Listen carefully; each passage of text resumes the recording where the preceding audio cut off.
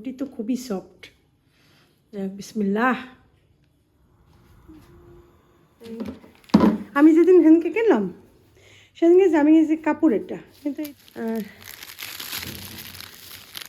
শঙ্কু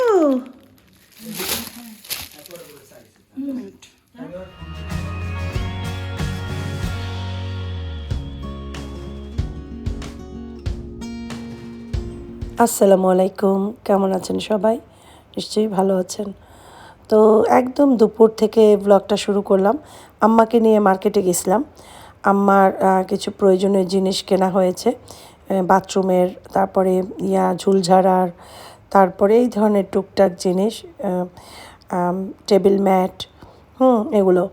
তো এগুলো কিনলাম। তো এখন আম্মাকে নিয়ে বাসায় যাচ্ছি। আমাদের বাসায় গিয়েছিলাম, সেখানে সবাইকে খাবার দিয়ে এখন যাচ্ছি বাসায়। এটা সেলুলেট ইয়ার জন্য, এই যে আমার আমার যাওয়ার সময় লাগবে। এটা আনছি। আমি যেদিন হেনকে কিনলাম সেদিন আমি এই যে কাপড়েরটা, কিন্তু এটা পাইলে বেশি ভালো হয়েছে। এটা বেশি ভালো, ঝুল ঝাড়ার জন্য অনেক অনেক বড় করা যায়। বাসার জন্য একটা ব্যবসা নিছি, এই জায়গার জন্য একটা। শঙ্কু নাও পরো স্যান্ডেল, জুতা জুতা জুতা পরা তো দেখতে লাগে কিনা।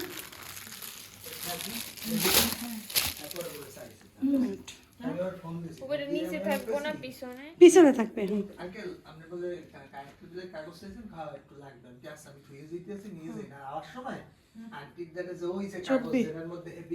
এটা কিন্তু 24, বুঝছো তো? কিছু না, 24 পরেও পড়তে পারবে।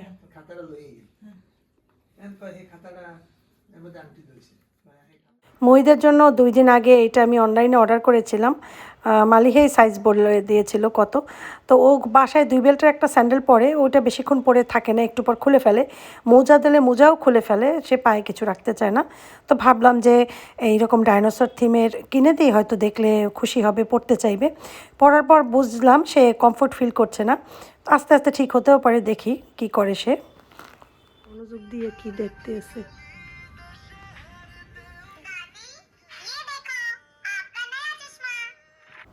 দেখো দুষ্টটার অবস্থা।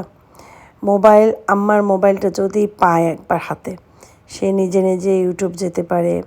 সে ইউটিউবে যে সে যেগুলো দেখে সেগুলো একটার পর একটা দেখো কীভাবে দেখছে। আম্মা মানে বলে যে ওকে কিন্তু মোবাইল দেয়া হয় না, ওই আমি ভিডিও করার জন্য জাস্ট একটু এরকম দিছি। ওকে এমনি মোবাইল দেওয়া হয় না, সরিয়ে ফেলা হয়। কারণ আজকালকার বাচ্চারা সবাই মোবাইল ইউজ করে। তো মোবাইল আসলে চোখের জন্য, ব্রেইনের জন্য খুবই খারাপ। তো ওর আব্বু আম্মু তো একদম দেয় না। ওই আম্মার কাছে আসলে নাতি তো একটু আদরে আদরে একটু দেয়া হয়। ওই আম্মার কাছে মোবাইল নিয়ে আসে, আম্মার মোবাইলই বের করে করে আম্মার হাতে দিয়ে বলে, আপু ফুতি, আমি হচ্ছি ফুতি। ফুতি মানে ফুতির ভিডিও দাও, দেখবো। তো কতক্ষণ ফুতির ভিডিও দেখে, তারপর আবার সেগুলো দেখে। এতক্ষণ ফুতির ভিডিও কিন্তু এটা দেখছে। এখন সেইটা কার্টুনগুলো একটা একটা করে দেখে, কি যার যেটা ওর ভাল লাগে দেখে। ও আল্লাহ,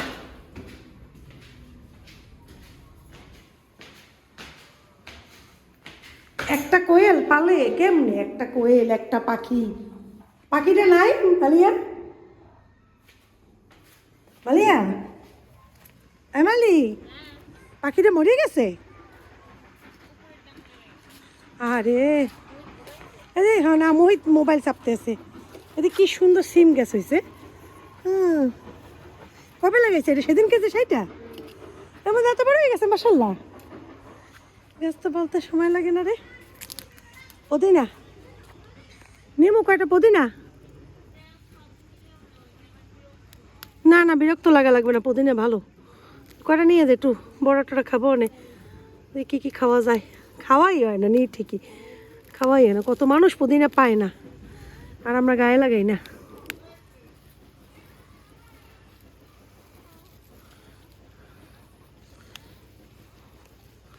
পোকা টোকা নাই তো আবার, পোকা টোকা নাই তো আবার। পোকা থাকলে তো কামড় দেবে।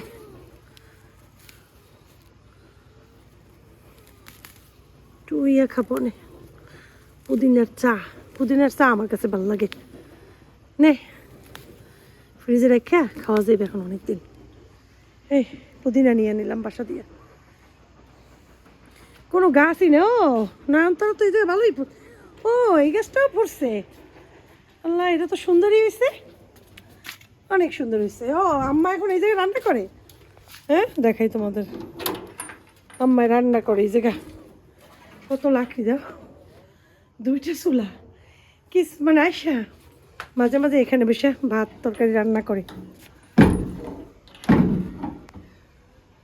আর এটা তো কবুতরের বাসা এই পাশে। আর এই দেখো কত গাছ, কত গাছ না কত ফুল। ও মালি এই জায়গাটা সুন্দর ইয়ে করেছে, সাগর মনে হয় করছে। সাগর করছে না তুই করছো সেই জায়গা খনন? এই জায়গা খনন করছে কি তুই না সাগর?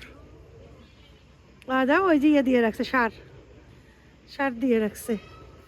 লাউ গাছ কদিন পরে লাউ হইবে বড় বড়। না বলছে এই জায়গাটা সুন্দর কে করছে দেখছো? এই জায়গা কত সুন্দর ফুল হয়। আর আমার বাসায় লাগাইছি ফুলগুলো, ভালো হইতেছে না। কি সুন্দর লাগে দেখতে। মালিয়া আসলেই কাছে, মালিয়া চলে গেলে গাছ নষ্ট হয়ে যায়। বাড়ে নাই, হ্যাঁ বাড়ে নাই। বেগুন গাছে তো ফুলও ফুটছে, ভালোই তো। এই কচু গাছটাও সুন্দর। আমারও ভালো লাগে, এটাও সুন্দর। এক একটা এক এক রকমের। এটা আমাদের পেছনের বাঁশঝাড়, দাও কি সুন্দর, কত বড় একটা বাঁশঝাড়, বড় বড় বাঁশ হয় এই জায়গায়।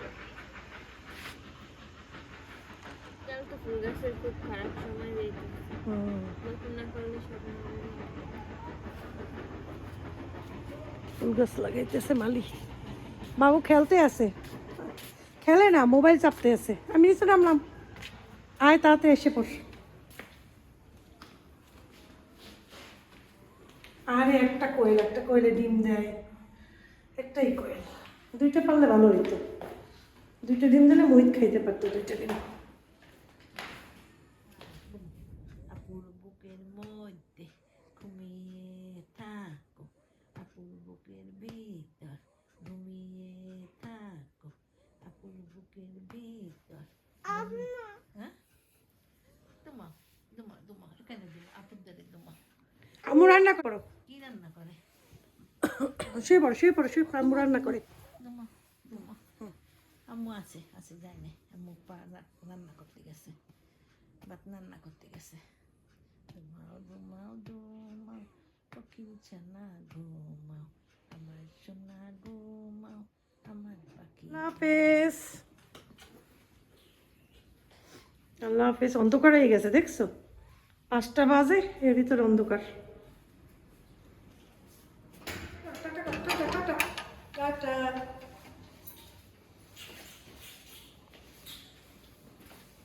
টাটা, অনলাইন বাসায় যাইস।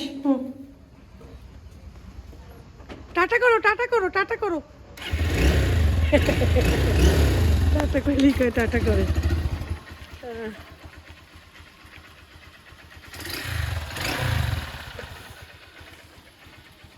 Tata tata bye bye. শুনছি দাঁড়া, আমার জামাটা ঠিক করে নে। সাগর আমাকে বাসায় নামিয়ে দিয়ে চলে গিয়েছিল। পরে আমি মাগরিবের পরে আসিফের আব্বুকে নিয়ে বের হয়েছি, কারণ আসিফের আব্বুর আজকে বডির পুরা ব্লাডের টেস্ট, সব টেস্টগুলো করেছিলাম, ওগুলার রিপোর্ট দিয়েছে। এরপরে টুকটাক বাজার করে এরপরে বাসায় চলে এলাম। তো রাখলাম, খাবার দাবার রাখলাম, পিঠা রাখলাম, চাবি রাখলাম। এটা কিনছি, শালগম কিনছি, ধনিয়া পাতা কিনছি।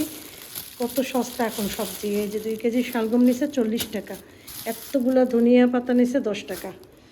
একটা ওই যে কিনলাম, কী জানি বলে, ফুলের টব কিনলাম ওই যে গোলাপ লাগানোর জন্য। আর পিঠা তো ভেজাবো, ওনার পিঠা সবচেয়ে ভালো হয়। এখনই পিঠার আয়োজন করব এখানে, পিঠা অনেক পিঠা। তারপরে আনছি একটু বার্গার বাচ্চাদের জন্য, বাটার বান। আমি আমার জন্য একটা বার্গার কিনছিলাম, খাইতে পারিনি, কিন্তু খাবো এখন।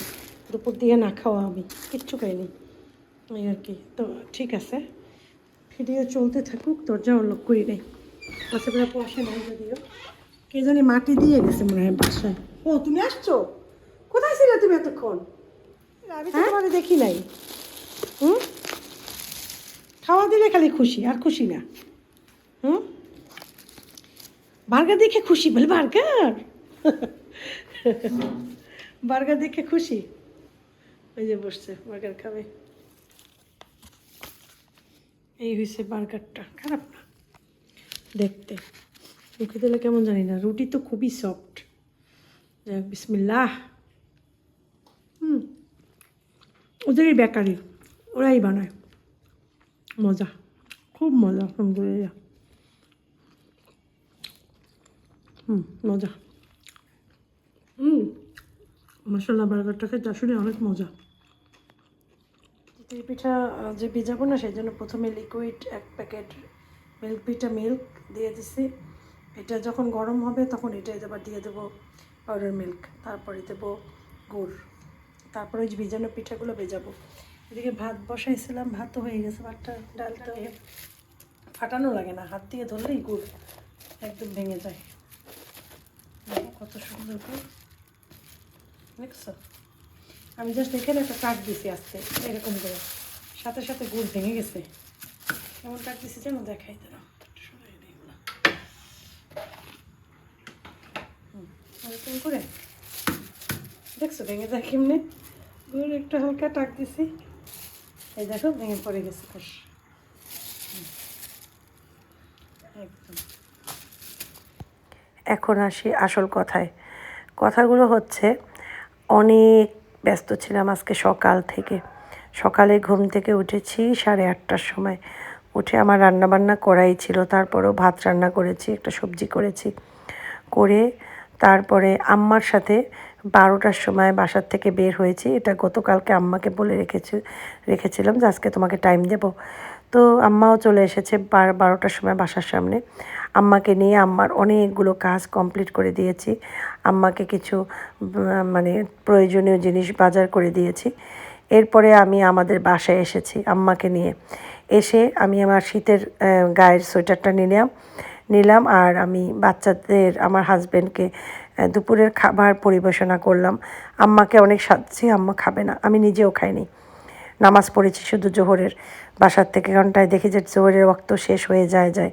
এরপরে আম্মাকে নিয়ে বের হলাম, বের হয়ে আমাদের বাসায় গেলাম। তো তারপর তো তোমরা দেখলা কী করলাম বাসায়। এরপরে সাগর যখন আমাকে বাসায় নামিয়ে দেয় তখন মাগরিবের আজান দিচ্ছিল। বাসায় এসে মাগরিবের নামাজ পড়ে তারপরে আসিফের আব্বুর সাথে আবার বের হয়েছি।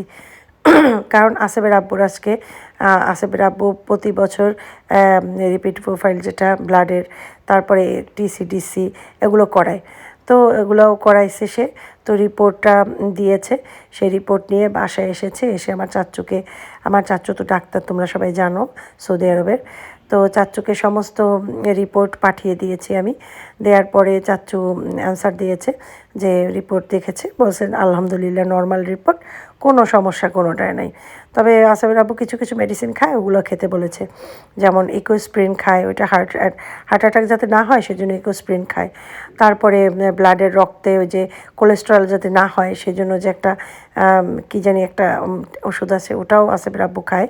চাচ্চু এগুলো খেতে বলে এই জন্য যে একটা বয়সের পর এগুলো হওয়ার চান্স থাকে বেশি, তো ওইগুলো খেলে এটা হয় না। তো এগুলো আসিফের আব্বু রীতিমতো খায় সবসময়, তো বলছে ওগুলো খাবে, এমনিতে কোনো সমস্যা নেই। তো আসিফের আব্বু মহা এখন একটু খুশি মনে, কারণ তার অনেকগুলো প্রবলেম হচ্ছিল দেখে সে ভয় পেয়েছিল তার কী না কী হয়েছে ব্লাডে, এই সেই। তো আসলে ডাক্তার দেখানোর পর রোগী সুস্থ হয়ে যায় অনেকটা, এরকম ব্যাপার।